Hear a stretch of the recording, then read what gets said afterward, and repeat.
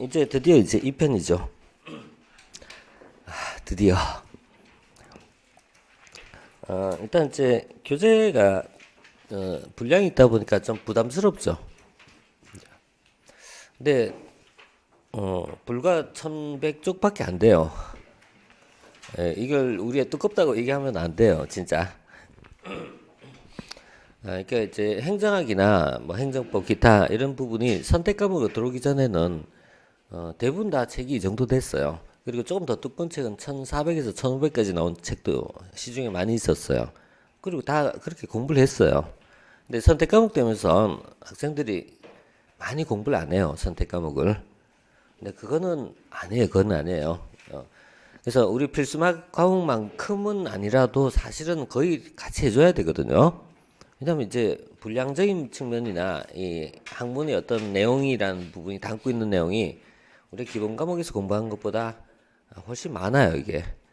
그리고 옛날에 다 그렇게 공부를 했었고요. 그럼 지금은요? 지금 그렇게 안 하냐면 그렇진 않아요. 합격자들의 기준 본다면은 역시 그 정도 수는 올리고 있어요. 그래서 최대한 좀 올리셔야 돼요, 이 부분도. 물론 이제 이 내용에서 내가 말씀드리지만은 이 내용이 50%만 알아도 시험은 충분히 합격해요. 50% 알기 위해서는 책이 50% 다이어트를 했을 때 50% 아는 게 아니라 범위를 넓힌 상태에서 좁혀야지 되는 거지. 일률적으로 전체 줄인다고 되지는 않습니다. 왜냐하면 우리가 이제 말이 달리기 위해서는 말이 달릴 공간만큼 필요한 게 아니거든요. 그 이상의 영역이 필요하잖아요. 그래서 가외적인 내용도 좀 포함되어 있어요. 근데 가외적 내용을 나중에 이제 뺄 수 있는 능력은 공부를 해야지 알 수 있어요. 그래서 일단 가능하면은 이제 읽어보시되 정리할 때는 좀 커트가 좀 들어가야 돼요. 그러니까 지금에서는 가능한 좀 많이 읽어보시고요. 2편 이제 정책이란 파트가요. 이제 강론이죠. 우리가 행정에서 총론에 해당되는 내용을 행정의 기초 이론이다 이렇게 이제 표현했어요. 그럼 총론에 해당되는 부분에서 이제는 강론 넘어가면서부터 이제 성격이 조금씩 달라집니다.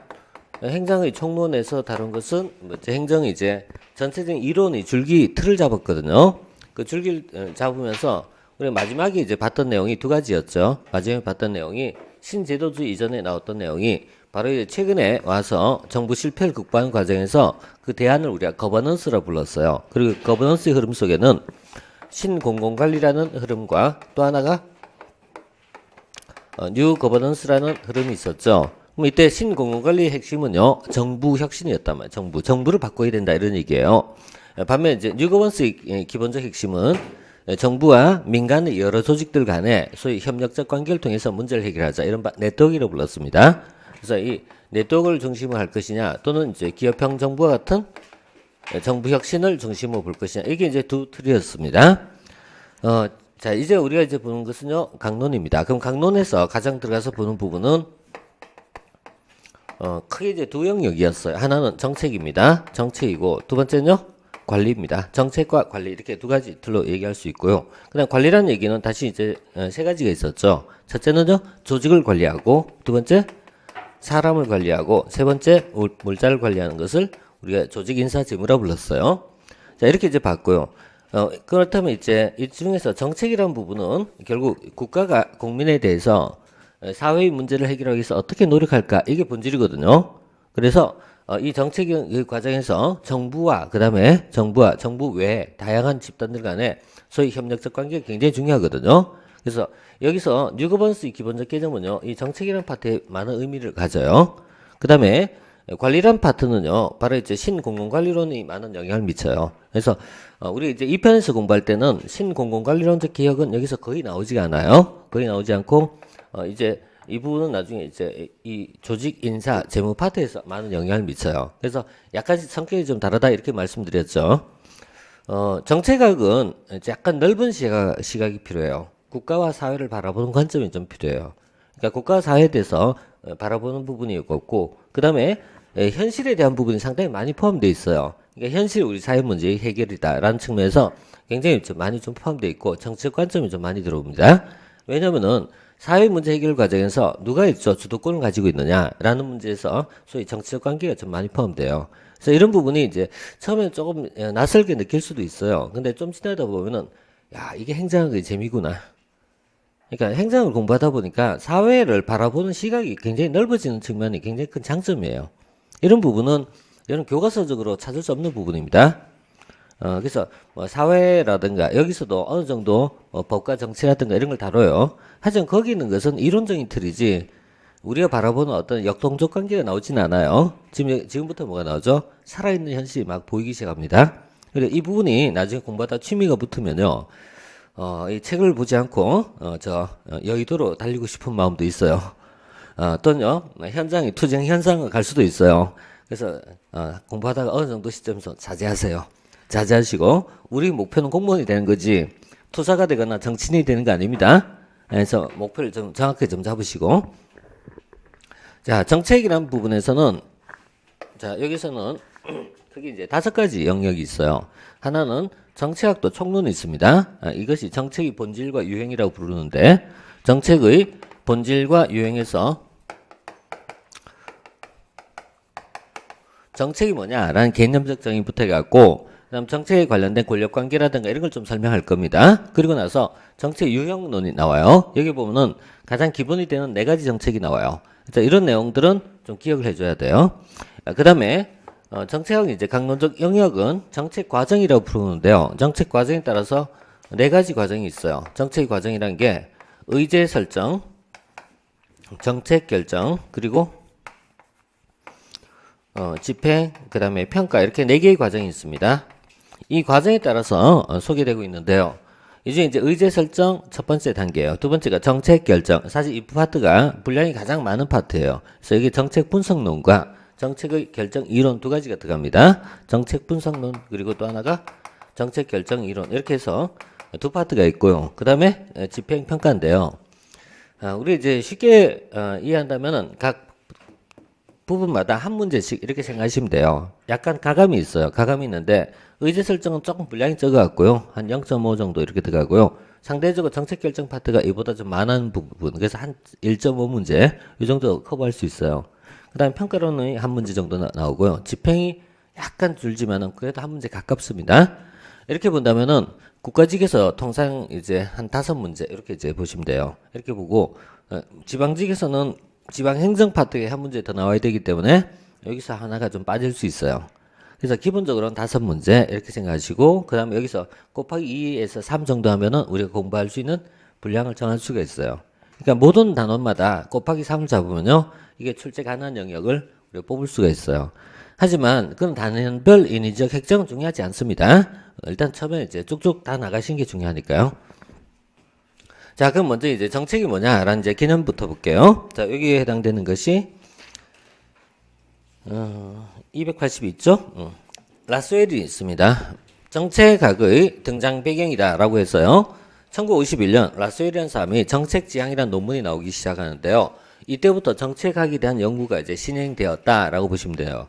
그런데 이 라스웰의 연구 논문을 정책이 우리가 기원이라고 삼는 이유 중에 하나는 1950년대는요 어떤 시점이냐 사회과학에서 자 우리 1편 공부할 때요 자 가장 기본적 이론이 4가지를 이제 설명했었어요. 행정관리설, 통치기능설, 그리고 행정행태설. 그리고 이게 중요하다고 얘기했었어요. 행정행태설이 50년대 이후부터 주류 사회과학이 돼요.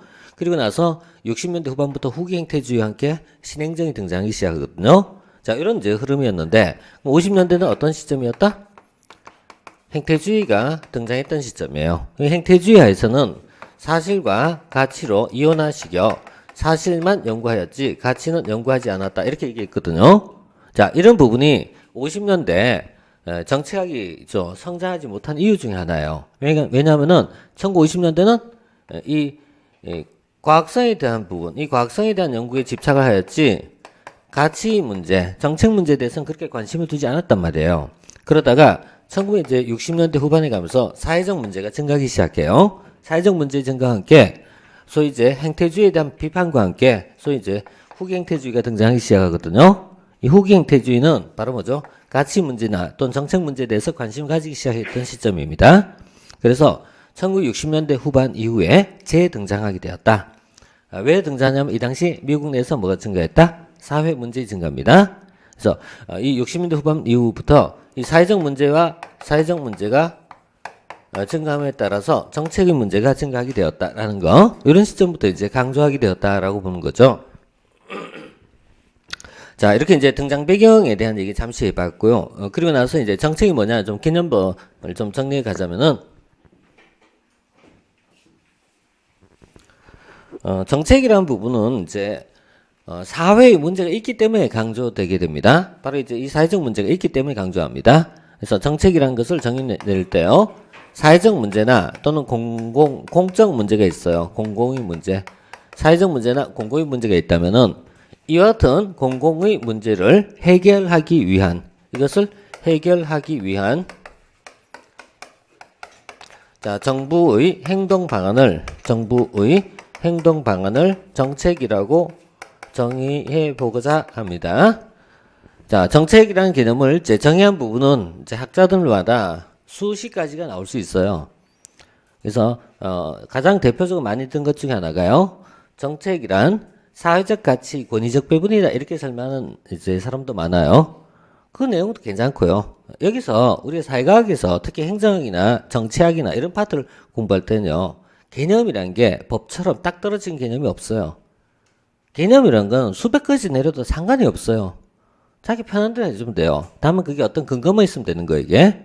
그래서 보통 사회과학의 책들 보면 쭉 가다 밑에 각주가 많이 달려요. 누가 어쩌고 저쩌고. 근데 이건 누가 얘기한지 나도 모르겠어요. 그러니까 언제 한참 지나도 보여. 내가 얘기한 것 같기도 하고 남 얘기한 것 같기도 하고 나도 헷갈려요. 중요한 건 그게 중요하지 않다는 얘기예요. 그게 중요한 게 아니고 뭐죠? 안에 있는 내용만 이해하고 있으면 됩니다. 자, 사회에는 매일 같은 문제가 발생하고 있어요. 그래서 이 사회에서 발생한 문제는 이게 뭐 교육의 문제일 수도 있고 교통의 문제일 수도 있고 환경의 문제일 수도 있어요. 이런 문제가 있다면 문제를 해결하기 위해서 누가 하는 것이다? 정부가 하는 것이다. 이렇게 정부가 행동 방안을 제시한 것이다, 이런 얘기예요. 그럼 여기서 세 가지가 기본적 용어인데, 그럼 이때 정책을 결정하는 주체는 누가 된다?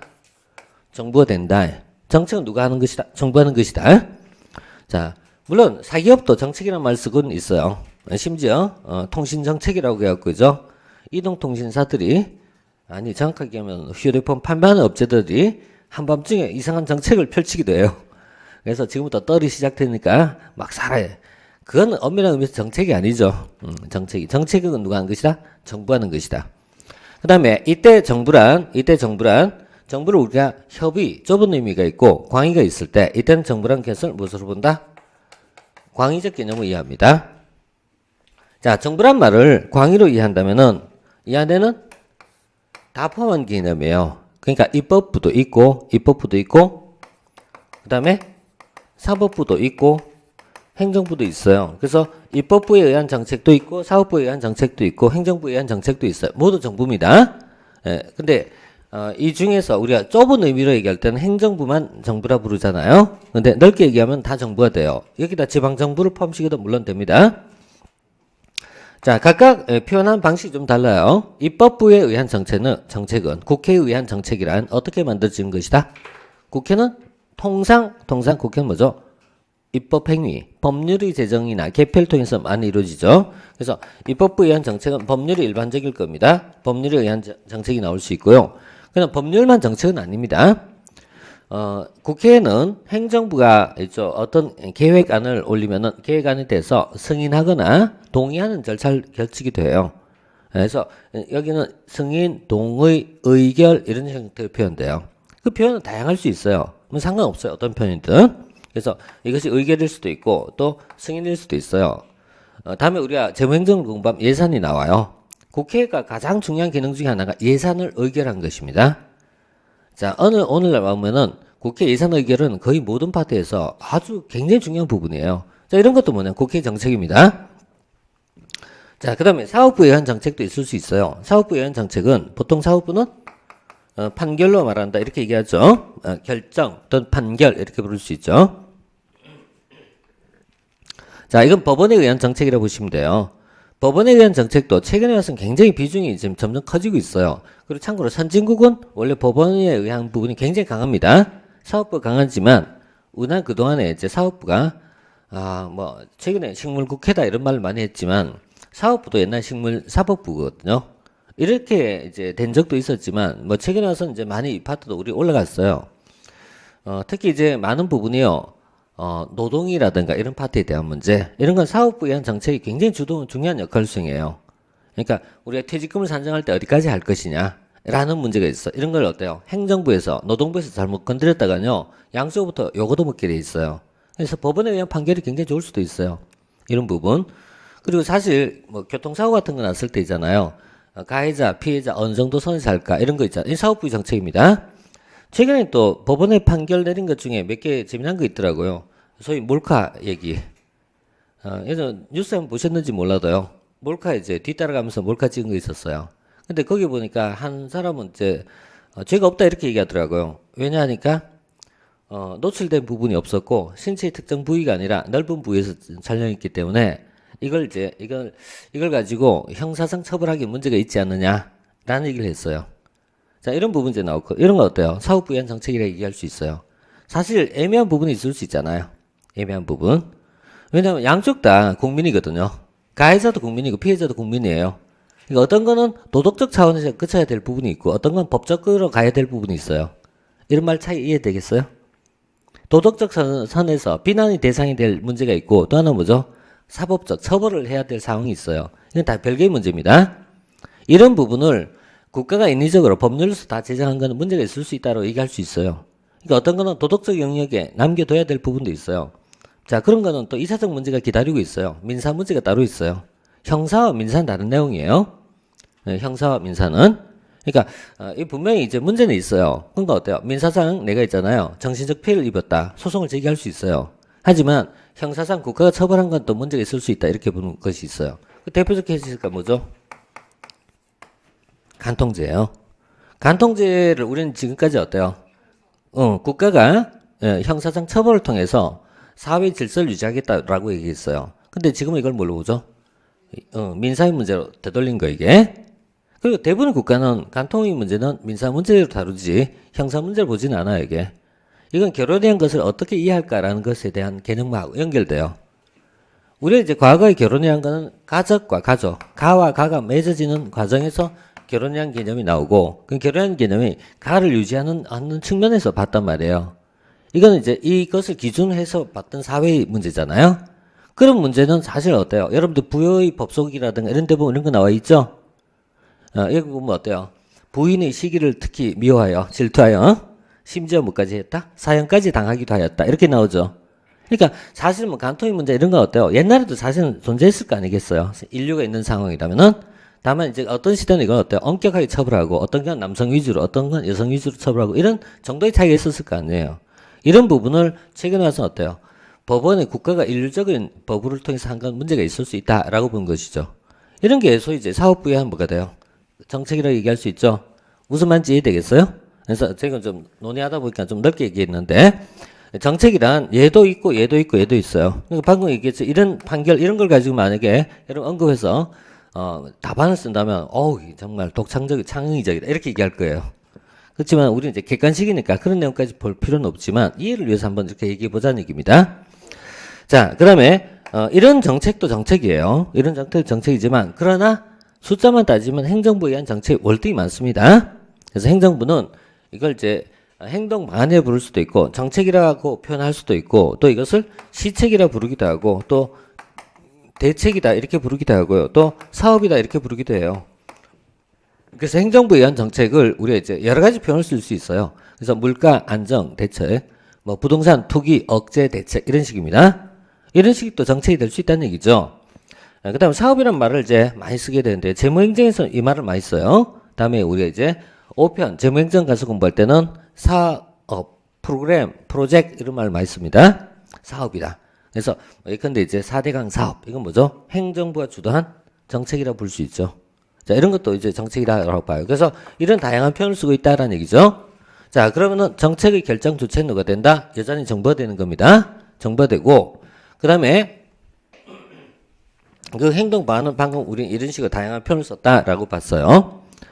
자, 다음에 그럼 정책을 이제 주도하는 자는 정부 하는 것이 맞아요. 하지만 올라오면은 정부만 하는 것은 아닙니다. 정부는 다양한 집단들 간에 서로 어때요? 연결을 통해서 정책이 형성되고 집행이 됩니다.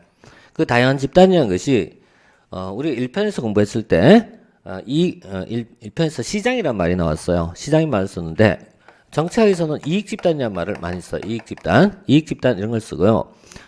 이거 외에도 뭐 시민 또는 시민사회라고 얘기하기도 해요. 시민사회. 뭐 이거 외에도 전문가 집단도 있고요. 여론이나 언론도 있어요. 또 뭐 정당도 있어요. 이렇게 다양한 집단들 간에 어떻게 보면 협력 속에서 정책이 형성이 되거든요.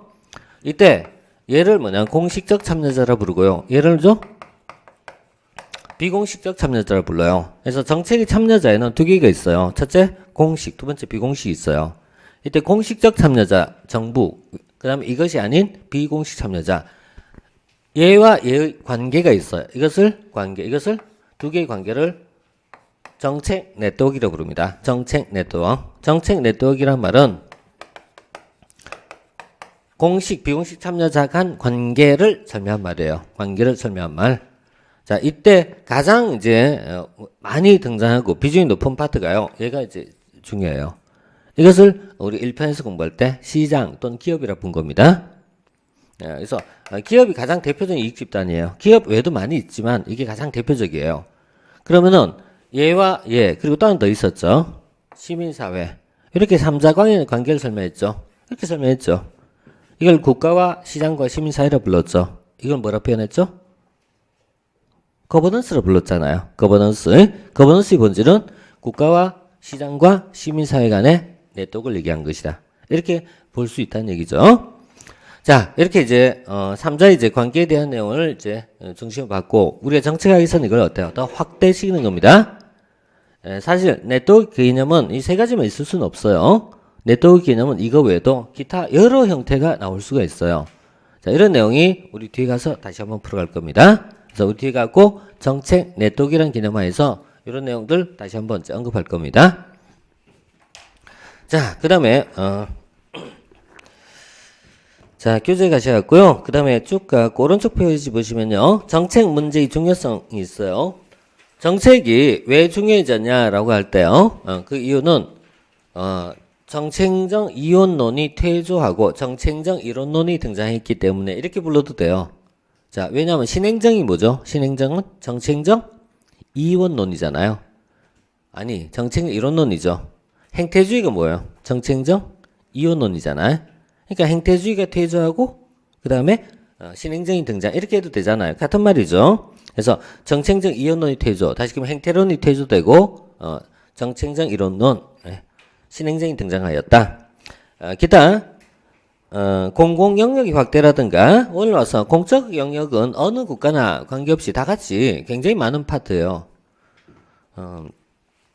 자, 예를 들어 이런 거예요. 우리나라에서 GDP 같은 걸 볼 때요. GDP라는 개념이 사실은 국가 재정이 차지한 비중이 GDP에서요. 거의 한 30% 가까이 되거든요. 자, 우리나라 지금 예산이 얼마쯤 될까요? 대충 우리나라 예산이. 좀 많아요. 좀 많아요. 요즘 많이 늘어났고 한 400조 정도 대충 추산했을 때, 그럼 우리나라에서 GDP 같은 걸 모르면은 1,200조, 1,400조 정도 된단 말이에요. 그러니까 국가 재정이 GDP 전체 차지한 비중이 한 30% 가까이 돼요. 그만큼 어때요? 공적 연계가 많아졌다 이런 얘기가 되는 거죠. 이만큼 많은 부분을 차지한다 이렇게 보실 수 있겠죠. 자, 이런 부분이고요. 기타 국민 생활과 관련성이 높다 이렇게 얘기할 수 있고요. 자, 다시 정책 문제의 특성 갈게요. 정책 문제의 특성. 정책 문제의 특성에 보면은 정책 문제는 문제 간에 상호 의존성을 가지고 있고 문제 간에 서로 간에 의존성, 주관성, 인공성, 동태성 이런 것들이 있어요. 체크한다면은 주관성 이렇게 좀 체크해 두세요. 정책 문제는 주관적이다 이렇게 봐요. 주관적이다. 객관적이라 하더라도 주관성이 개입될 수밖에 없어요. 그래서 이 주관성을 가진다. 그 다음에 인공적이다라고 불러요. 인공적. 자, 이 주관적 판단하에서 나타난 것이다. 정책 문제와 사회 문제는 좀 다른 내용이에요. 자, 우리는 두 개 비슷하게 썼잖아요. 사회 문제가 있다 하더라도요. 모든 사회적 문제를 정부에서 다 해결할 수 없어요. 그러니까 사회는 이렇게 많은 사회적 문제가 존재를 하고 있어요. 하지만 정부가 이걸 받아들일 때 이 중에 어때요? 어떤 건 들어오고 어떤 건 또 들어오지 못해요. 그러니까 사회적 문제 중에 일부는 사회 문제로 있고 일부는 정책의 문제가 되는 거예요. 그걸 판단하는 것은 굉장히 뭐죠? 주관적이라는 얘기예요. 그리고 또 하나 이 정책의 문제라는 거는 이런 사회적 문제 중에서 정부의 필요성을 느껴서 인정된 거기 때문에 인공적이라고 부른 거 이게. 그래서 인공성을 지닌다 이런 말을 이제 쓰기도 합니다. 자, 그 다음에 정책학 또는 정책과학의 연구 목적이라는 라소에르 이론이 있어요. 라소에르라는 사람이 이제 정책학의 연구 목적을 얘기할 때 이 정책의 연구 목적을 이렇게 보고 있어요. 정책 결정의 합리화다 이렇게 보고 있어요. 라소에르는 정책학을 왜 연구해야 되냐라고 하면 이것은 합리화다라고 보고 있어요. 자, 오른쪽에 있는 내용 잠시 더 추가해서 볼게요. 정책학의 특성. 라소에르는 정책학의 특성을 이렇게 이제 몇 가지 제시하는데 문제 지향성, 규범성, 처방성, 범학문성, 맥락성 이런 말들을 이제 쓰고 있어요. 이런 말들 쓰는데 이게 이제 이 당시 상황을 조금 이해하고 보셔야지 이게 내용을 이해할 수 있어요. 1950년에 라소엘이 이 정책지향이라는 논문을 발표했던 시점이 1951년도예요. 그럼 1951년도 이전은 어떤 시점이었을까요? 1950년대 이전 상황이라면은 그러니까 1930년대부터 1940년대 이 시점을 얘기한 거예요. 50년대까지. 이게 이제 서구에서는 굉장히 어때요? 경제적, 정치적, 사회적 위기 상황을 맞이했던 때죠. 특히나 컸던 것이 2차 세계대전이 일어나죠. 그럼 2차 세계대전과 함께 수천만 명의 사람들이 죽어나갑니다. 정책이란 건 전쟁도 정책이죠. 그러면 전쟁이란 것이 정책 결정자의 어떻게 보면 한순간 잘못된 판단이 수백만 명을 목숨 앗아가게 합니다. 홀로코스트라고 부르죠. 이 당시 대규모 학살이 진행되잖아요. 물론 그 학살은 지금도 이어지고 있어요. 지금도 아프리카라든가 또 우리 잘 아는 IS 그지?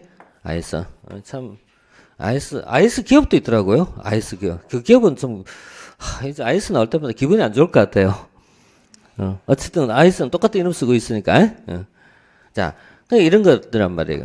자, 이런 것들. 자, 이런 어떤 사회적 문제가 굉장히 이제 진행되는데 우리가 이제 20세기 이후에 보면은 모더니즘이라는 개념이 나오는 거예요. 모더니즘 앞에서 공부하셨으니 아시죠? 모더니즘 본질은 뭐죠? 이성과 합리성입니다. 인간은 이성과 합리성에 의해서 행동한다고 믿고 있습니다. 그럼에도 불구하고 1940년대부터 대규모 있죠. 이런 홀로코스트가 자행되고 있고 그러면 인간의 이성과 과학주의가 결국 인간을 더 많이 죽게 만들었거든요. 여기에 대한 비판이 나와요. 이런 걸 포스트 모더니즘이라고 불렀어요. 예. 정치학도 같은 맥락에서 들은 거예요, 이게. 그러니까 결국은 결정자의 잘못된 판단이 이런 많은 문제를 가져올 수 있다. 따라서 정책은 어떻게 이루어져야 된다? 합리적으로 이루어져야 된다는 얘기예요. 정책은 어떻게? 합리적. 그래서 합리적 결정을 위한 분석의 기법을 제공하고 이론을 연구한 것이 학자의 임무다. 이렇게 보는 관점이에요. 그래서 이 과정에서 정책 문제는 뭘 가진다? 시대적 상황과 관련성이 있다. 이걸 맥락성이라고 부른 거예요. 맥락지향성이다. 이렇게 부르기도 합니다. 그리고 하나의 학문이 아니라 여러 학문과 연결돼야 된다. 범학문성이라고 부르기도 해요. 그래서 이런 내용이 이제 나오게 되죠. 또 문제지향성. 여기서 이제 결국 이제 궁극적인 것은 우리가 이 합리적 정책 결정이 중요하다 이렇게 얘기했거든요. 이 합리적이란 말이 참 중요했단 말이에요. 그 합리적 정책 결정을 통해서 궁극적인 것은 뭐야? 그럼요. 결국 뭘 찾자? 인간의 존엄성을 찾자 이런 얘기예요. 그래서 라셀 이론을 민주주의 정책학이다 이렇게 부릅니다. 본질은 어디 있다? 인간의 존엄성입니다. 이것을 찾고자 하는 데 있다. 이거는 그러나 궁극적 개념을 얘기하죠. 궁극적 개념이니까 그 이전에 뭐가 중요하다? 어떻게 해야 합리적 결정이 이루어질까에 대한 연구. 이걸 나중에 정책 분석이라고 부릅니다. 이런 쪽으로 발전하게 돼 있어요. 그래서 여기서 요 단어는요, 좀 있죠? 기억해 두세요. 정책 결정의 합리화. 이런 말을 좀 기억해 두세요. 그리고 그 의미를 이해되는 시점까지. 그래서, 자, 이렇게 이제 보시고요. 그 다음에 보충에 보면요. 드롤이라는 분이 있어요. 드롤의 학자가 있어요. 이 드롤은 나중에 최종 모형을 공부할 때 나오게 돼요. 이 드롤이 얘기한 것 중에 보면은 쭉쭉쭉 가다 보면 묵시적 지식과 경험이라고 있어요. 요것만 체크해 보세요. 네 번째. 자, 그래서 드로우의 정책과학에서는 뭐 특별한 것보다도 묵시적 지식과 경험을 강조하였다. 예, 이런 정도. 자, 그 다음에 정책학은 이제 대두 배경과 중점 변화라고 되어 있는데요. 정책학의 대두 배경은 행태주의와 행태과학에 대한 결함과 그 다음에 관리과학이라고 불러요. 나중에 1950년대 OR이라는 것이 나와요. OR 이렇게 나오는데 이것에 대한 어떤 결함을 비판하면서 나왔다라고 얘기하고 그 다음에 정책학의 중점 변화가 있는데요. 50년대, 60년대 논의된 것이 의제 설정과 정책 결정, 특히 정책 분석입니다. 이런 것이 발달하였다면은 70년대 이후에 가면은 집행과 평가라는 쪽으로 변화하게 되더라라고 합니다. 자, 이건 이제 뒤에 가서 변화해서 설명할 거예요. 지금은 그냥 있었다는 건 봐두세요. 자, 그 다음에 정책의 구성 요소 볼게요. 정책의 3요소, 구성 요소. 자, 우리 정책의 구성 요소 3요소로 얘기할 때는요, 세 가지를 보통 들어요. 정책 목표, 정책 수단, 그 다음에 또 하나 대상 집단 이렇게 세 가지를 들어요. 이것을 정책의 3요소로 부릅니다.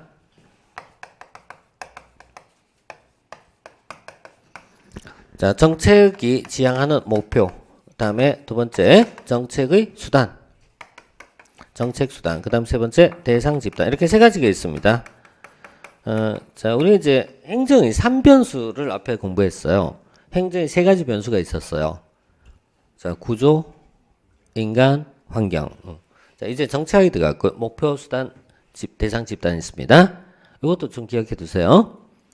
앞에보다 만큼 중요하진 않아요. 그렇지만은 정책하기선 중요합니다. 이 안에서 중요합니다.